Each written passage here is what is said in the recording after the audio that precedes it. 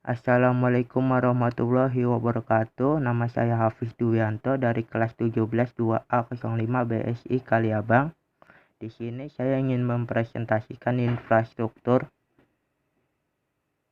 Infrastruktur atau prasarana adalah seluruh struktur dan juga fasilitas dasar, baik itu fisik maupun sosial seperti bangunan, pasokan listrik, irigasi, jalan, jembatan, dan lain sebagainya yang dibutuhkan untuk operasional aktivitas masyarakat maupun perusahaan.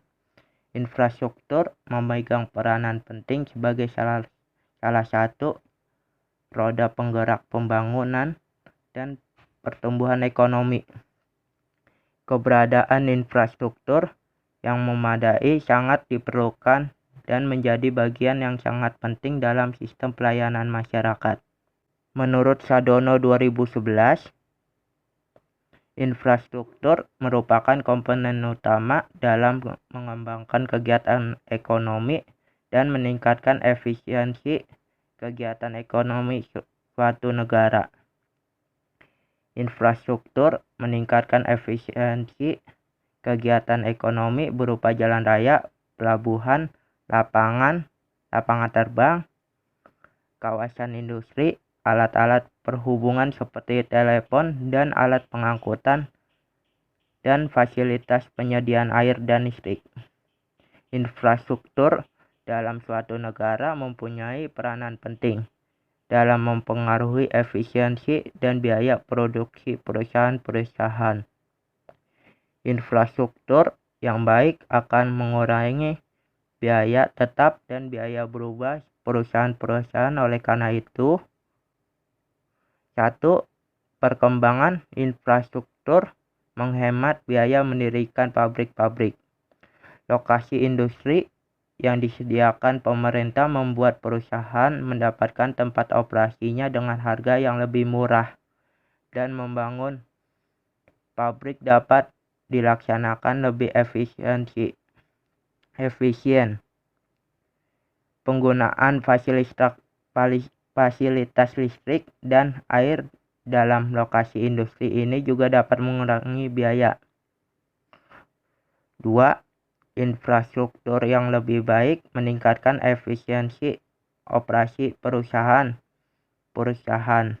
Infrastruktur yang baik menimbulkan efek melicinkan operasi pengangkutan bahan mentah ke pabrik dan barang akhir ke pasar, mengurangi pengangkutan bahan mentah dan barang akhir, dan mempersingkat waktu dalam membeli barang mentah hingga menyediakan barang di pasaran.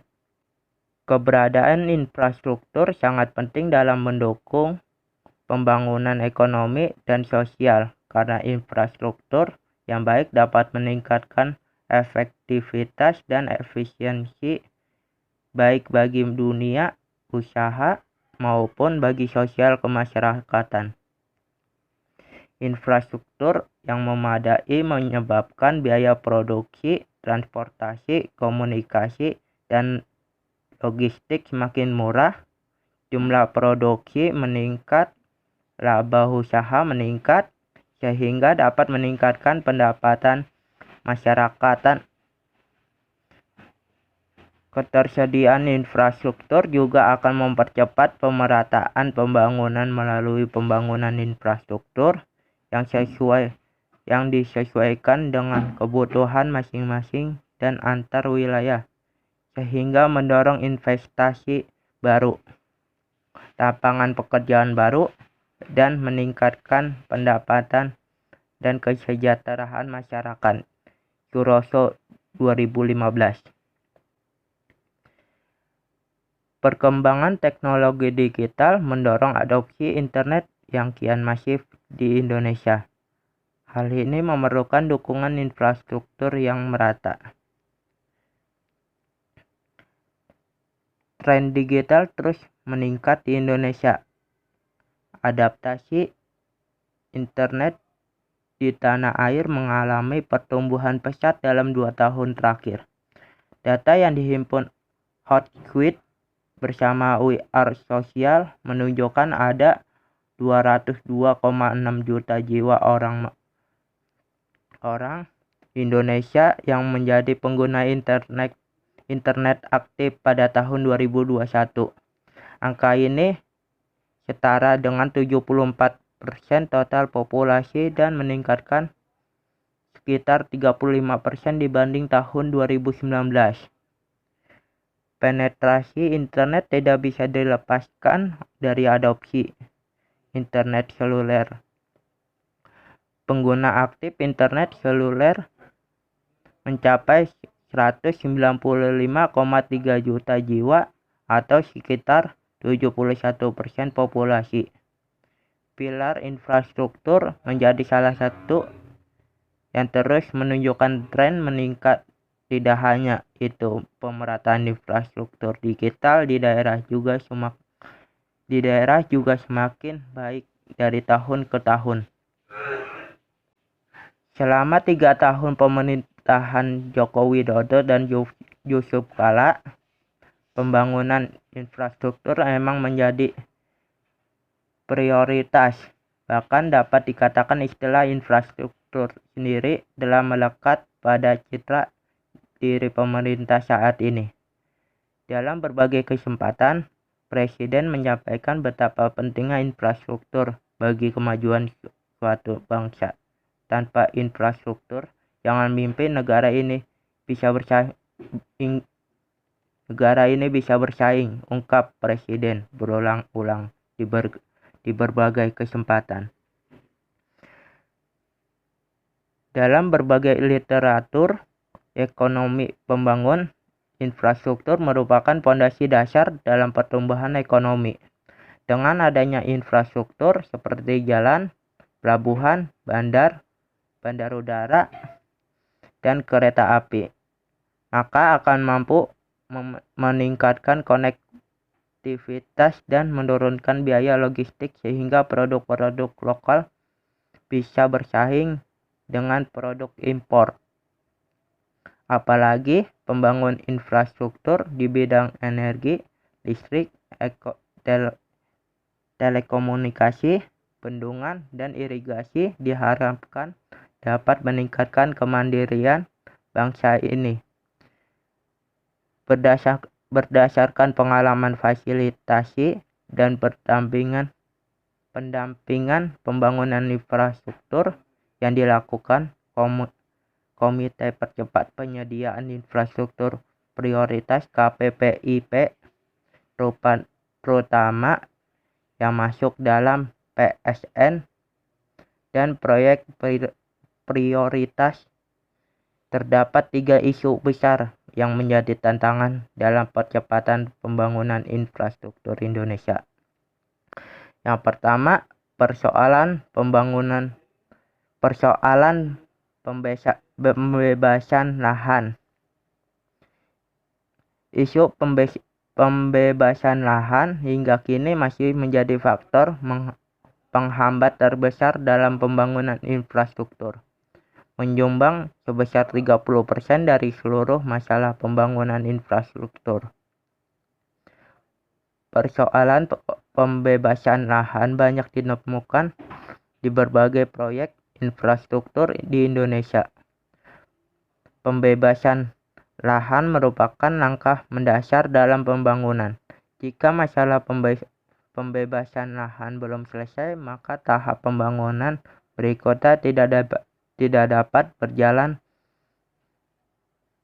Persoalan yang muncul dalam pembebasan lahan meliputi kurangnya alokasi dana pembebasan lahan dan lambatnya proses pengadaan lahan.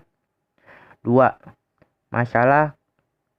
Masalah kedua yang menjadi tantangan pembangunan infrastruktur di Indonesia adalah soal perencanaan dan penyediaan proyek. Ini menempati urutan kedua yang berkontribusi sebesar 27% dalam masalah pembangunan infrastruktur. Persoalan dalam perencanaan dan penyediaan proyek ini terkait dalam masalah koordinasi antar stakeholder proyek dan kualitas dokumen proyek. Pembangun infrastruktur melibatkan banyak pihak, mulai dari penanggung jawab proyek, kementerian atau lembaga terdekat, pemerintahan daerah, pemerintahan desa, hingga ke masyarakat secara langsung, menyebabkan sulitnya mencari titik temu dalam merencanakan proyek secara matang. Belum lagi ketika berbicara tentang ego sektoral, di mana masing-masing sektor merasa memiliki kewenangan besar dalam pembangunan infrastruktur, seringkali menyebabkan kebuntuan. 3. Masalah pendanaan berkontribusi sebesar 25% dari seluruh masalah infrastruktur. Dalam hal skema pendanaan ini terdapat 4 skema yang ditetapkan pemerintah, yaitu APBN, BUMN, baik atas inisiatif korporasi maupun penugasan dari pemerintahan, swasta, dan terakhir skema pendanaan kerjasama pemerintah badan usaha KPBU. Pemerintah juga memberikan berbagai instrumen pendanaan infrastruktur yang dapat menarik minat investor swasta, terutama dalam skema KPBU seperti jaminan pemerintah, pembayaran availability payment, dan dukungan konstruksi seperti viability gap fund (VGF). Selain itu juga terdapat beberapa instrumen pasar modal yang dikembangkan infrastruktur seperti kontrak investasi kolektif (KIK), dana investasi infrastruktur (DINFRA).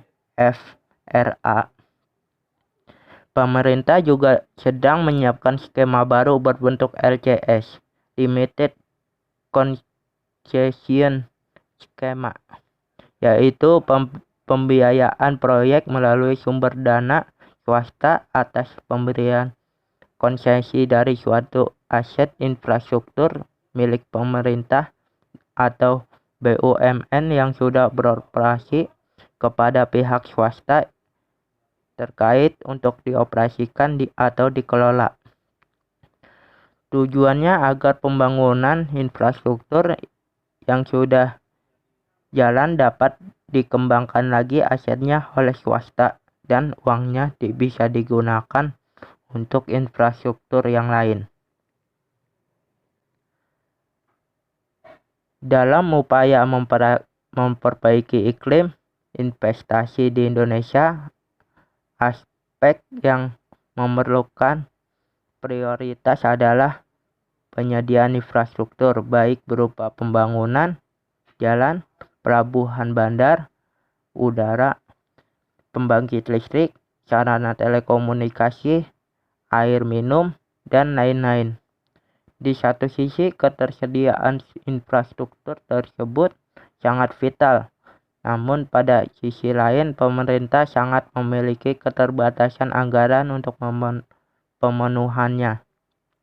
Guna mengatasi persoalan tersebut, maka alternatif yang dapat ditempuh adalah dengan cara mengundang partisipasi swasta dalam pembangunan infrastruktur transportasi.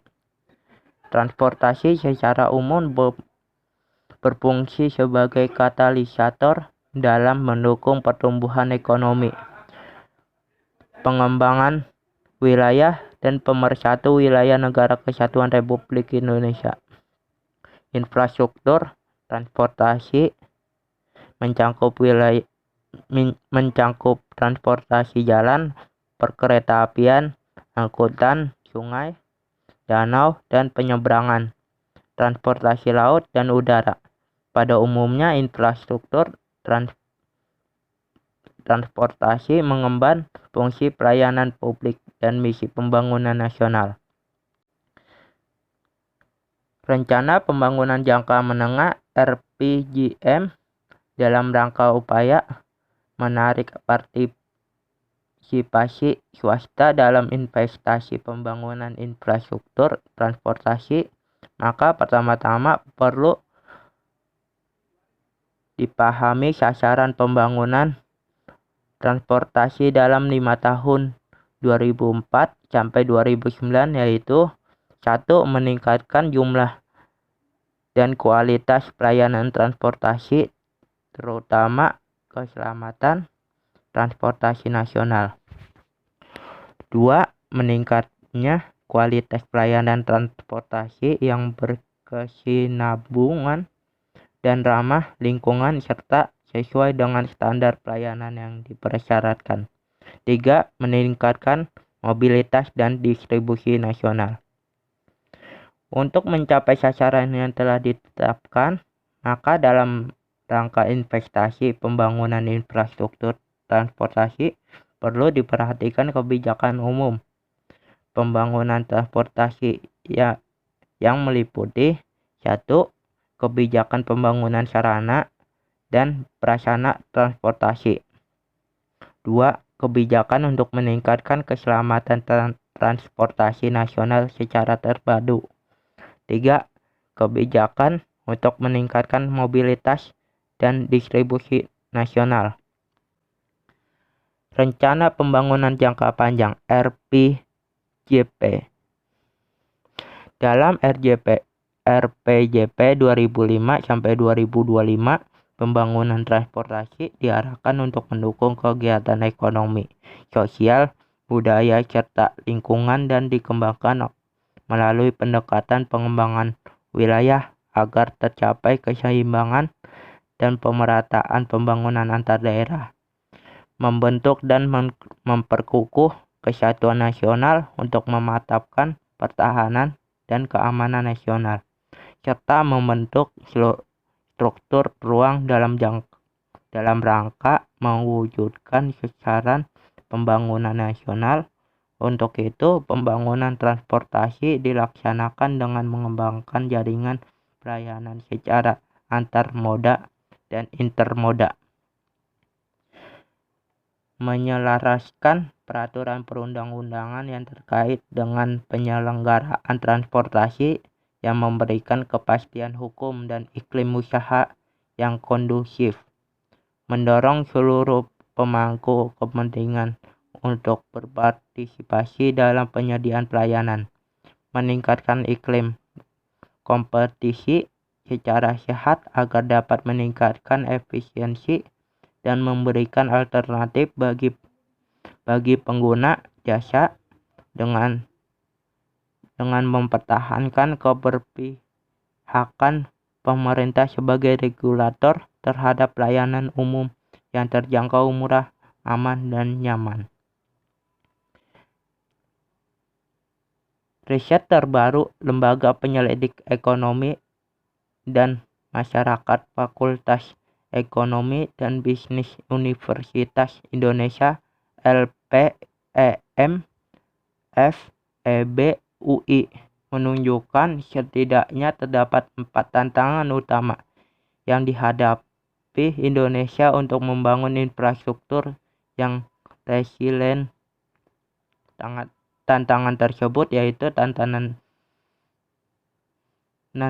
infrastruktur di Indonesia, memastikan pemerintah daerah terlibat dalam pembangunan infrastruktur yang tahan bencana, pembiayaan, serta basis data, pemantauan, dan evaluasi. 1. Tantangan infrastruktur yang belum jelas. Tantangan pertama dalam pembangunan infrastruktur yang resilient adalah belum adanya definisi dan standarisasi ketahanan terhadap bencana yang menyeluruh. Ini terjadi meskipun aspek ketahanan yang telah dimasukkan dalam perencanaan infrastruktur nasional. 2. Pengaruh utamaan infrastruktur yang resilient ke pemerintahan daerah. Melalui sistem desentralisasi, pemerintah daerah dapat berperan sebagai terpisah dari pemerintahan pusat dalam penyediaan infrastruktur. Sayangnya, terdapat setidaknya dua masalah utama dalam menanamkan perspektif iklim dan bencana ke dalam kebijakan ke tingkat daerah. Pertama, kurangnya kemauan politik. Kedua, keterbatasan kapasitas pemerintah daerah. Tiga, pembiayaan infrastruktur yang terbatas. Pembangunan infrastruktur yang resilient terhadap perubahan iklim dan bencana membutuhkan pembiayaan masif. 4.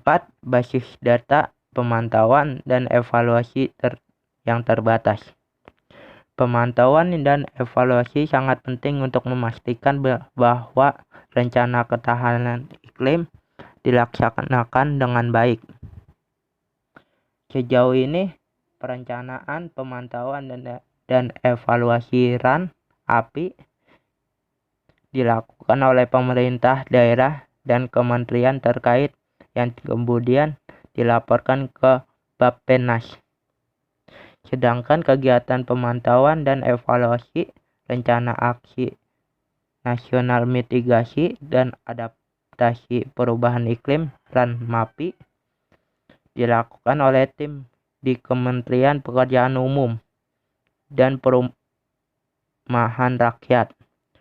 Meskipun beberapa langkah telah dilakukan, dokumen resmi secara eksplisit menjelaskan metode dan hasil yang digunakan untuk pemantauan dan evaluasi RAN-API atau RAN-MAPI sangat terbatas. Adapun kesimpulan dari penjelasan dan pembahasan paper di atas adalah sebagai berikut. 1. Aspek kemampuan ekonomi. Kondisi ekonomi Indonesia yang membutuhkan infrastruktur untuk meningkatkan pertumbuhan ekonomi nasional tidak berbanding lurus dengan alokasi dana yang ada untuk melakukan percepatan pembangunan infrastruktur. Sehingga pemerintah Indonesia memerlukan sumber alternatif pembiayaan infrastruktur yang lain untuk menutupi kekurangan alokasi dana pembangunan infrastruktur. Terdapat pengaruh positif dan signifikan antara tingkat pendidikan terhadap pertumbuhan ekonomi di Indonesia. 3. Terdapat pengaruh positif dan signifikan antara infrastruktur jalan terhadap pertumbuhan ekonomi di Indonesia. 4. Terdapat pengaruh positif dan signifikan antara tingkat pendidikan dan infrastruktur terhadap pertumbuhan ekonomi di Indonesia. Sekian dari saya, presentasi infrastruktur. Wassalamualaikum warahmatullahi wabarakatuh.